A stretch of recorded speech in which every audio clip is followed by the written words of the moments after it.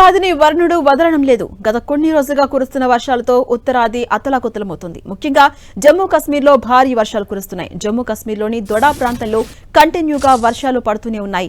ఈ ప్రాంతంలో కురుస్తున్న వర్షాల కారణంగా పలుచోట్ల కొండ చర్యలు విరిగిపడుతున్నాయి. దీంతో వాహన రాకపోకలకు అంతరాయం ఏర్పడుతోంది.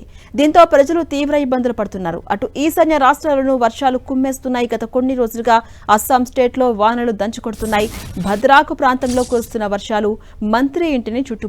పలుచోట్ల ఇళ్లలోకి వరద నీరు చేరింది. పూరి ప్రాంతంలోనూ వర్షాలు పడుతున్నాయి. దీంతో దయానది ఉప్పొంగి ప్రవహిస్తోంది. ప్రమాదకర స్థాయిలో వరద నీరు ప్రవహిస్తోంది. దీంతో దిగువ ప్రాంత ప్రజలను అలర్ట్ చేశారు అధికారులు. దిగువ ప్రాంత ప్రజలు జాగ్రత్తగా ఉండాలని హెచ్చరికలు కూడా జారీ చేశారు. పలుచోట్ల వరదల తాటికి రహదారులు కొట్టుకుపోయాయి. ఇళ్లలోకి వరద నీరు చేరింది. వర్షాల కారణంగా దెబ్బతిన్న ప్రాంతాలను అధికారులు ఎప్పటికప్పుడు పర్యవేక్షిస్తున్నారు. ముంపు ప్రాంతాల ప్రజలను సురక్షితమైన ప్రాంతాలకు తరలిస్తున్నారు అధికారులు.